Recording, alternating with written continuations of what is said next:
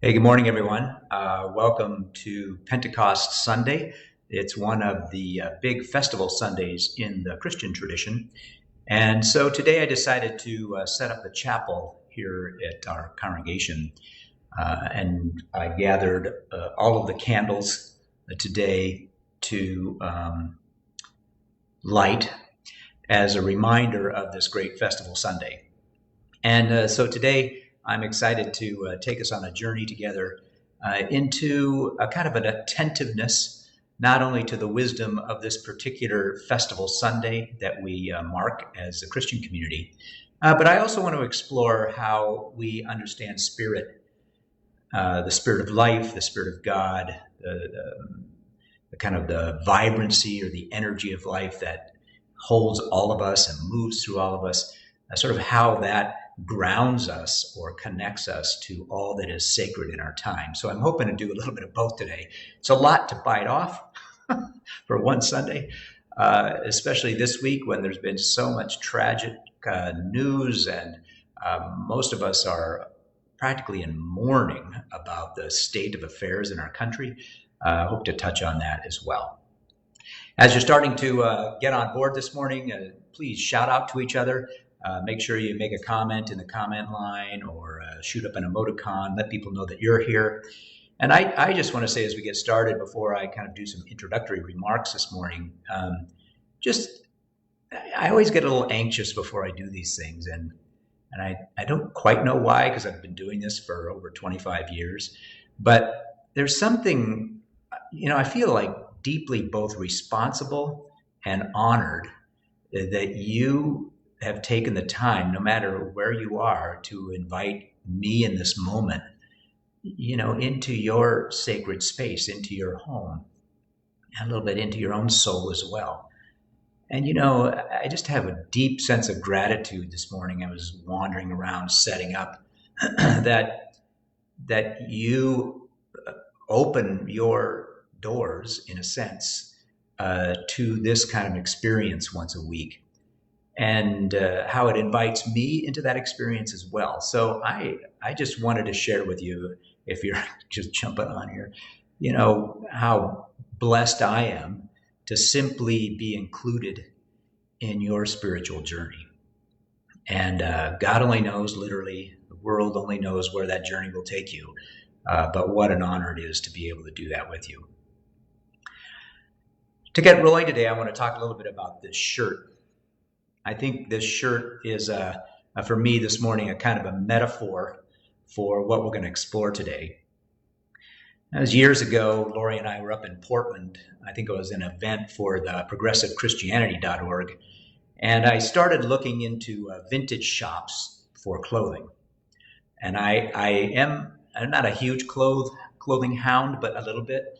And I love looking into old vintage shops to see if I can find a shirt or a piece of clothing that harkens back to a previous time in my life. And this shirt, completely made out of polyester, right, comes from the 70s, a time when I was in my teenage years. It takes me back to that time, and I'm able to reach back into history and all of the energy that was available to me in the 70s, and to put that on, to literally wear it, to allow something that has an old history to it, a vintage shirt, to be a part of my vibrant life today, and even today on Pentecost Sunday. There's just something about that transaction of reaching back and seeking something from the past to bring meaning to you today that I think resonates in many ways with the religious experience, right? That's what religion is about. You are reaching back into vintage material. And today, as we mark this celebration of Pentecost, this is clearly one of those moments. You reach back into vintage material, and you draw it into the present moment in a way that allows you to put it on and wear it in your time. All religious movements are like that, right? They're hanging on to stuff in the past, trying to bring it into the present in order to make sense of today, in order to live vibrantly into today. And so we're going to do a little bit of that ourselves today. In a sense, we're going to try to put on a vintage shirt, wear it a little while, and see how it might shape how we understand our experience today. Another little side note is there's a bird trying to get in here. I don't know what it sees, but there's a bird beating on the door there. So try not to be distracted by it. I know I'm going to do my best not to.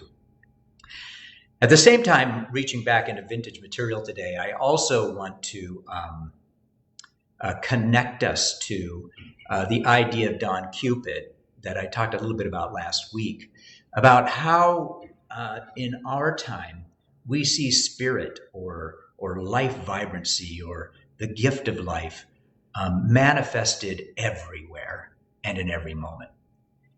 In fact, this symbol of lighting all of the candles today is a reminder that that spirit of life, that spirit of God, that ruach, that breath that motivates and moves and inspires us is yours as well, right? That every one of us holds that somewhere deep within.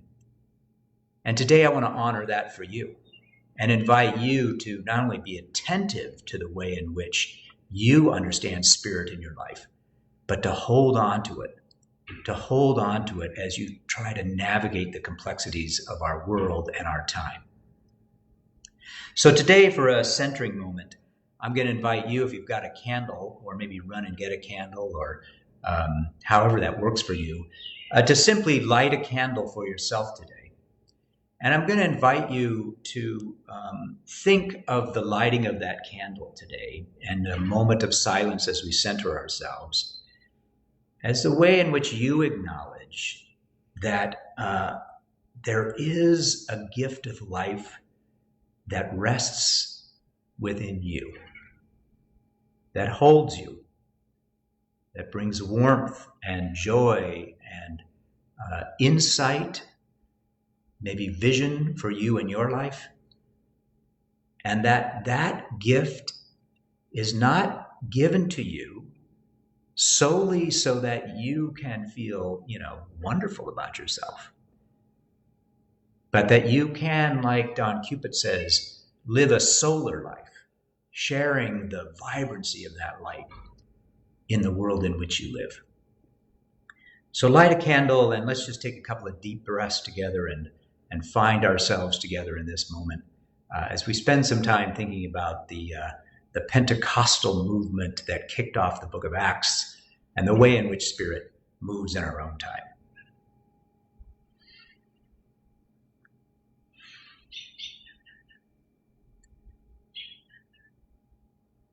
As you hold your candle or stare at your candle today, I would just invite you to just take a few calming breaths. Notice the way in which the flame bounces around, its warmth, its energy. And for a moment, just be grateful that you have been given this gift to cherish and to share.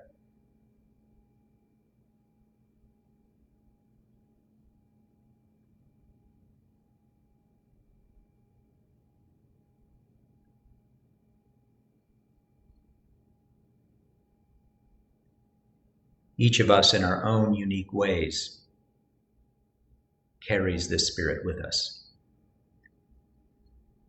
A spirit that is present around the world in so many lives, in so many unique souls.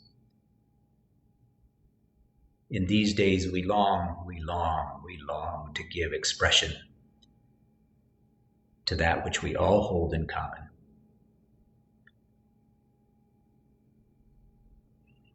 I hear you stirring, Spirit, so stir within us all. Amen. So welcome. Today, I want to do a couple things as we start with some of my reflections today. Obviously, I want to start with a little bit of what's going on in the book of Acts. As you know, mostly what we pay attention to in church on a Sunday morning, and oftentimes in my reflective remarks when we gather together here each week, are stories out from the life of Jesus. And those stories are embedded in what we call the Gospels, 4 different books that retell in their own way the story about the life of Jesus, his teachings, the way in which he lived in the world. And certainly I want to honor some of that today because I think the way in which Jesus saw Spirit moving is an indicator of how we're to be attentive to it in our time. But after those 4 books are over, the writer who wrote Luke wrote another good news story. It's not called the Gospel, it's called the Book of Acts. And the Book of Acts is like the first act of the New World Order. The way in which he saw the Spirit of the living God as he experienced it in the life of Jesus, manifesting itself in community. And this sort of invitation that now it's not simply Jesus who is the one who is the bearer of this good news, but this responsibility to live out from this gift of life that was experienced in the teachings of Jesus and the way in which he lived his life is now the responsibility of everyone. And so the story goes that as they were gathered, a huge, destructive, almost violent wind swept through the space where all the people had gathered now. And whenever there's wind involved and whenever it's moving, just like the story of creation in the book of Genesis, there's this sense that something new is going to be created. And so the winds come, winds that kind of wash away one way of life and open up another. And then fire enters in, fire which is like purifying, fire which lights a new way. And that fire rests on everybody's head.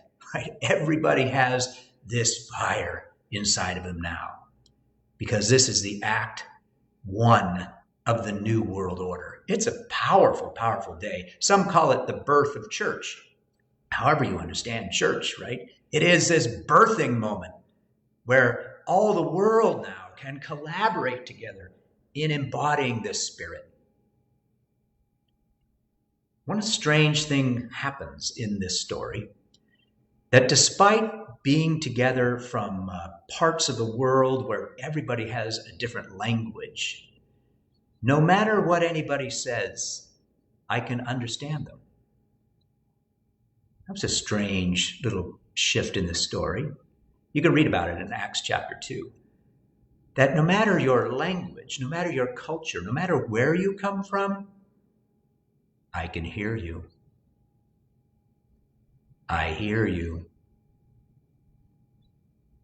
It was a strange kind of way to articulate this capacity to maybe be able to see the way Spirit moves in every soul that gathers. That we honor and acknowledge that and hear loud and clear that no matter who you are, where you live, around the world, gathered in this one place, you too hold that sacred Spirit within. What an amazing story that is.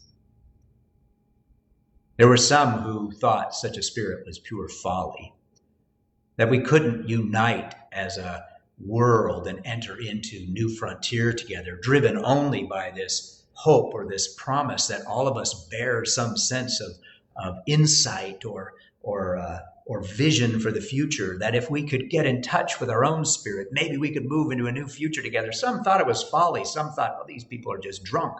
They're drunk on a future that will never exist. And so one of the followers of Jesus gets up, Peter, and he reaches back into some old vintage material from a prophet, I think it was Joel.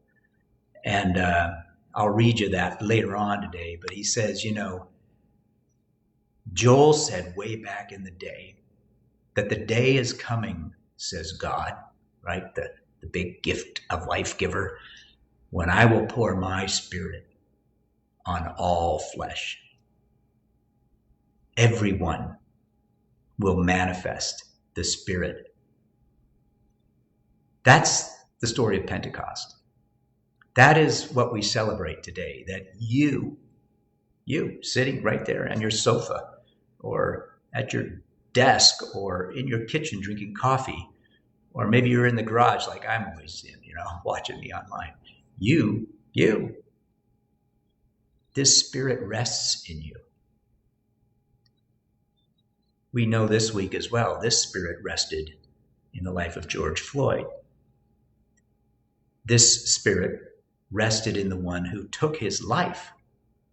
So we know that despite that Spirit, within every human being, within every, I think, manifestation of life, we struggle and should continue to struggle with how to live out from that Spirit in a way that acknowledges with an equitable Spirit that we all value, we all matter, right? That's what we long for. That is the spirit of Pentecost on a day like this.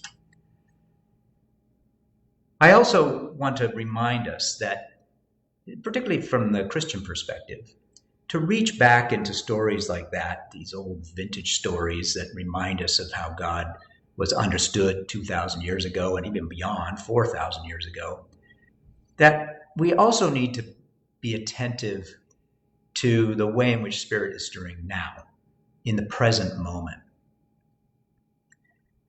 And I think that you can see if you pay attention to the trend lines that were set, both by the life and teachings of Jesus and others as well, that there is this movement away from locating the locust of the divine in an institution, and always seeing that the divine is, if you will, kind of evolving in the present moment constantly. That the sacred is always inside of the present moment. You think about the life of Jesus, right? He never emphasized or overemphasized this sense of God being located in the Holy of Holies in Jerusalem. Rather, Jesus, as he moved through townships and into relationships, always saw the sacred in the lives of just regular people, right? Fisher folk on the seashore, in vocations, in the life of a struggling tax collector, in the landscape, in those who work the land, and even in those whose lives seemed disenfranchised or disconnected from the social fabric. Jesus was constantly seeing the sacred embedded in the, if you will, the secular world in which he moved. Listening to their lives in a way that acknowledges spirit or sacredness is sort of the gift that we got from Jesus. And I think it opens the doors to organized religion or even formal religious expression to say, are you listening in the moment for the way Spirit is moving in your time? Can you hear it in your own experience of life? Can you hear it as you move into nature? Can you hear it in the cries for equity? Can you hear it in your neighbor's voice? Can you hear it in the common language that we share? Don Cupid calls that the most radical theological conversation we can have is the conversations that we simply have every day if our ears are open to truly hear where Spirit might be stirring, moving, urging, prompting, guiding us, the Spirit that is within and the Spirit that is within you as well. How do we live in such a time? How do we live in such a time when many of those who find themselves connected to a religious tradition reach back into vintage material in order to draw forth some wisdom to help them guide their way? How do we live into such a time when we acknowledge that Spirit is vibrant and alive in every manifestation of life, as is kind of reminded in this visual sense? And how do we then, like the sun pouring itself out graciously to give life to our planet, how do we live like the sun, sharing this light in the world in which we live? How does one live into such a time?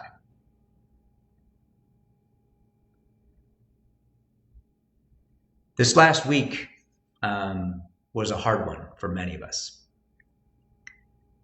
I wanted to share just briefly why I broke down weeping watching PBS NewsHour last night along with Lori. You know, this pandemic for many of us has bound us together as a global community in dis-ease. And one of the aspects of this disease of COVID-19 that is extremely unnerving is its what I call revelatory capacity. Because I am now sheltering in place and isolated, I have more time for introspection. So I'm learning things about myself, some things I like, some things I don't like. Because our society is struggling through this, we're learning things about our society. And one of the things that has been like a splinter in my soul that I've been struggling with recently is COVID-19, right, knows no race, it knows no borders, it knows no gender, it knows no class. It simply infects whoever it can, whenever it can, right? That's how that virus works. And yet, in America, the people who are contracting the virus at rates that far exceed persons who are white and possibly privileged are people of color. Black and brown bodies are absorbing the weight of a virus that is showing no discretion. And the reason is because, of course, we have created a culture that throughout history has made them more and more and more vulnerable. We're the ones who created the disparities that all of a sudden is revealed by the way in which this virus is affecting so many people of color in our society. And more of us are waking up to understanding the implications of what we call systemic racism, right? Where because of your race and the systems that we use to navigate and orient our lives that favor certain people over other people, we have created a situation in which the virus reveals who is it that is truly vulnerable in our society. What have we done? The weight of trying to figure that out was then made extremely more painful, because on top of that, this week, we all witnessed literally the death of George Floyd under the weight of someone who had skin color like me, someone who was given responsibility for the good of the community. And all of us were in this sort of disjointed dissonance of how and why is this happening again? And then it's happening in this moment when everybody's in agony already. And people of color are struggling so hard with this, the implications of this virus. I mean, it just tore at the heart of our souls and at the fabric of our society. How does one live into such a time? How do we keep our light shining? This vibrant light of love in such a time.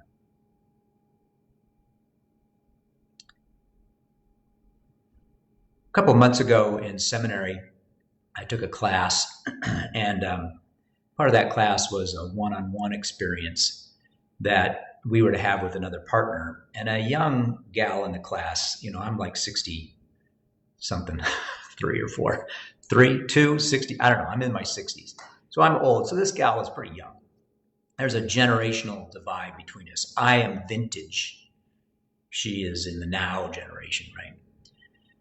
We have this conversation about basically ministry. We were talking about stuff, theology, perspectives on life. And it was my turn to share, and I was talking to her. And in the middle of that conversation, she made this action like this. And I thought, I must be boring her, or what's going on? Do you want to go grab a beer? You ready to check out or whatever? I go, what does this mean? You need a drink?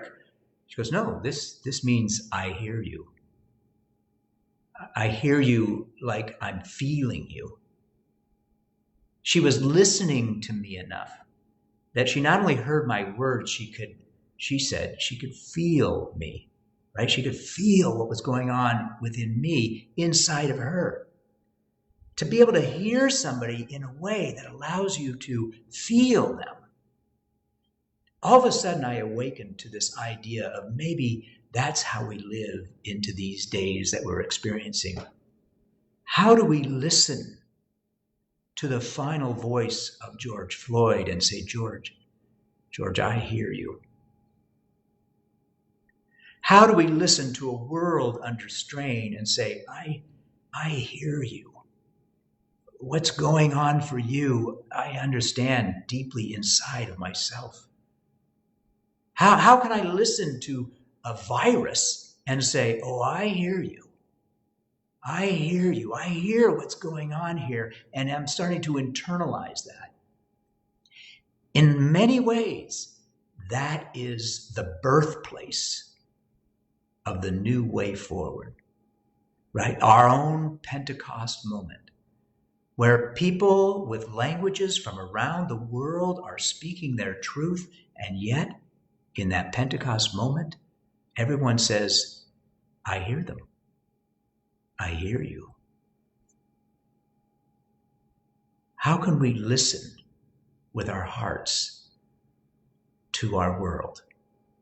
How can we listen with our hearts to brown and black lives?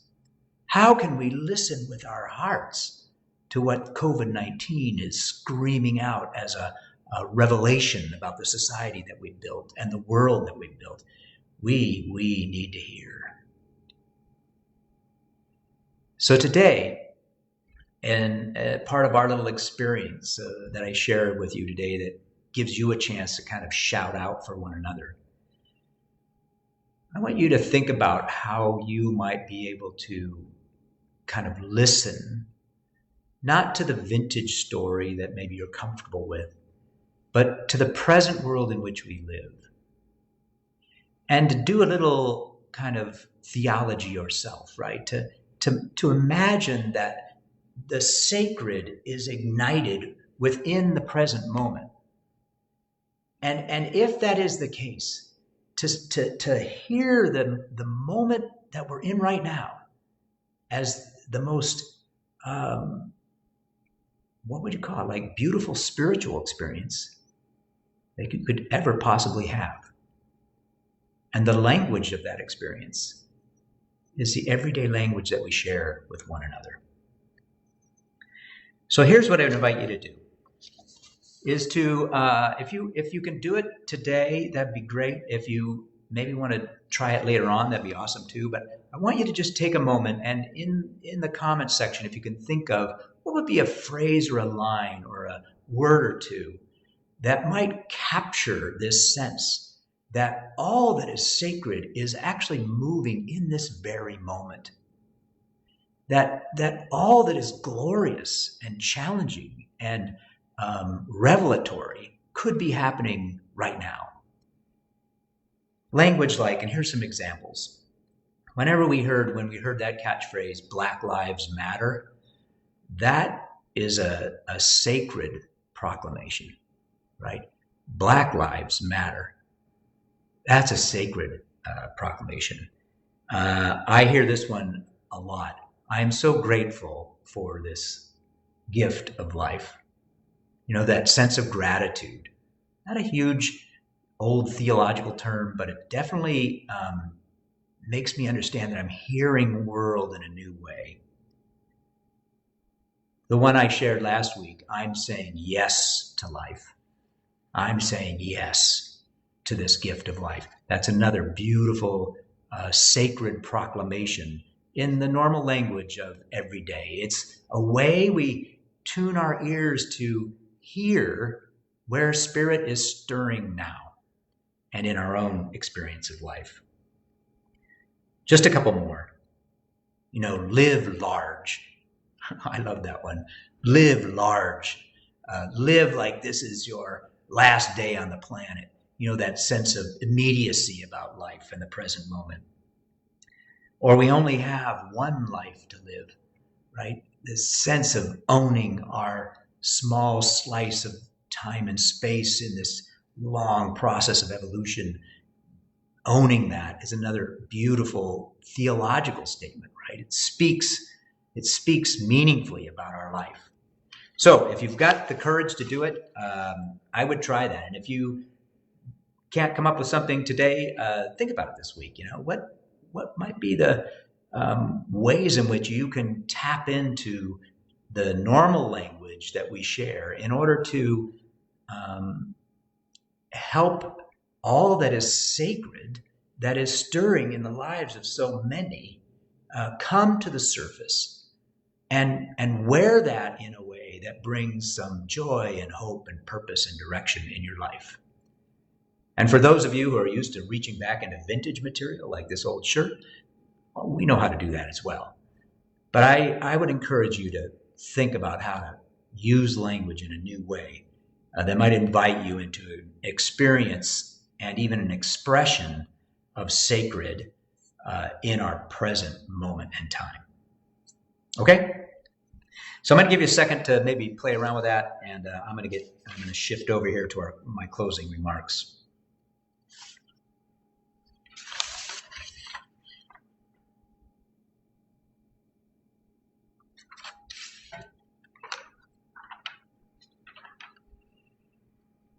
I like that one.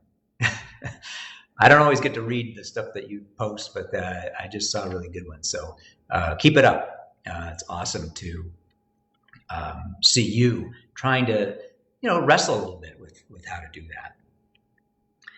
that. Let me tell you why you're doing that, why I think it's so important. As you know, each Sunday, this is my version of church, right? This is the way I imagine church to be. It's a little bit like connected to that confirmation student that we quoted a couple of weeks ago, right? How do you just create open moments when you can be yourself, explore your spirituality, your connection to the world and to others in a way that brings wholeness? End of story, right? Yeah, you can drag some vintage material into that, but boy, oh boy, you can do it in the present moment with common language, because we trust, the fire is burning. So, okay, enough of that. I can talk all day about this, but I'm already into this 33 minutes, so let's keep moving. As you begin to do that, I want to wrap up with a piece that was quoted. This is from Eddie Glaude Jr. of Princeton, who was processing the death of George Floyd. And he was just so shaken by it, it just broke him down. And he wrote this piece that they talked about on the PBS NewsHour the other day. And I wanted to share it with you and encourage you to think about how do we really hear each other, hear the vibrancy of spirit stirring in our world. Eddie writes this: how do we live into such a time? For those African Americans who have lost loved ones, who have lost their jobs, who find themselves now in long lines at the food bank, who have to deal with the absolute ongoing stress of a virus that can strike at any moment, how do you manage the trauma of loss and then the terror of seeing yet another Black man killed by the police. I hear you. I hear you. I hope you hear too.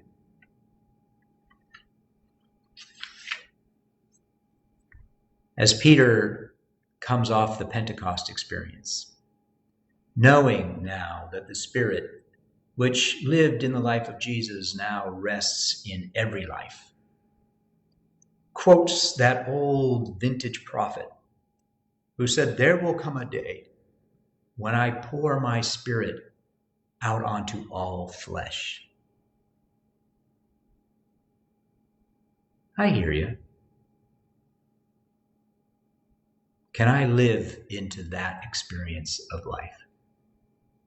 Can you? And can our world? Amen. To close today, I rarely read from the Bible, but I got my Bible. This, I use this thing a lot, whether you think I do or not. This is the Pentecost sermon, right, that Peter spoke. And I just want to, Peter was paraphrasing Joel, of course, and Joel actually was responding to a pandemic of sorts. It was a plague that was sweeping through the land, and the prophet Joel thought it was God's way of waking everybody up and saying, "Hey, you're heading in the wrong direction. You got to do something different." And Joel spoke these words that then Peter uses to explain this whole experience that we're trying to explain today. There may come a day, maybe it'll be the last days, when God declares, "I will pour out my Spirit onto all flesh. Your sons and your daughters, they will be the new prophets. Your young men and your young women, they will be the ones who dream dreams. Your old men and your old women, they too will have visions of a future together. Even your men servants and your maid servants, those who are at the lower class of society, right? Even in those days, I'm going to pour out my Spirit upon them. They too will have a prophetic voice in the matter. And I will show wonders in the heavens above and signs on the earth below." I hear you, world. I hear you. Can I let that connection to the vibrant movement of the Spirit be the way in which I allow my life to be guided forward? And can I listen to you deep enough so that I too can be informed and shaped by the journey that you're on? To me, that's being church together. So thanks for sharing this time this morning.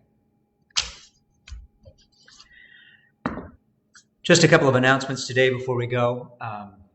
Number one, my gratitude again for y'all being here. Number two, this is the last Sunday for our confirmation group, so thanks. A shout out to all the people who've led our online confirmation classes. Those will come to a close this evening as they meet for the last time. Another shout out to our book group who's studying a book written by African-American pastor in the ELCA, one of the widest denominations in America, kind of calling us out on what's going on here, folk.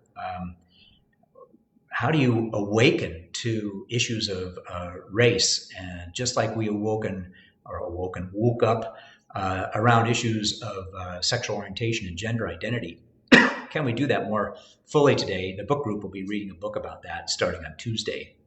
I think Joan Stevenson is leading that. So if you want to get in on that, reach out to her. And then just a reminder that we're going to be voting for new folks to be our leaders and our budget sometime in June. That'll all happen online. So the annual report that got sent out to you, make sure you take a look at that and read that as well so you know what's going on. And what else do I want to talk about? Oh, and then in early June, too, I'm going to put together an experience with a wonderful artist in the community and a videographer about sort of grieving all of the loss that so many of us are experiencing during this time, particularly loss of life. And so we'll post that up to YouTube, and we'll invite you to use that as a way to kind of get in touch with your feelings about the kind of the trauma we're experiencing, maybe the softening of that trauma, maybe over the summer, but this challenge to re-enter life in a way that's different. All of that's still in front of us. So how do we kind of stay grounded in that experience? And that's it. Oh yeah, and a shout out for all those. I swear, I am so honored that there's people who are watching this that are writing us checks out of gratitude and contributing to the cause, whether they're members from long ago or current members or folks who are just in the community. And so, deep heart of gratitude for supporting this. We want to be a little part of your journey into this and through this. So thanks for supporting us along the way.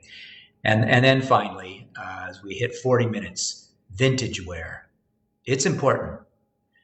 You can shop the vintage shops and see what you can discover there to help you live a vibrant life. But then live that vibrancy in the expectation that spirit has manifested itself everywhere. And with that, I invite you to scroll down and listen to Martin as he plays that great old spiritual, because every time I hear the spirit, it calls me to give expression or pray or, live in a new way. So that, as Martin's favorite verse goes, maybe water, the old way of thinking about things, might turn into wine. That we might one day celebrate life together like a big wedding banquet. Peace. Hang in there.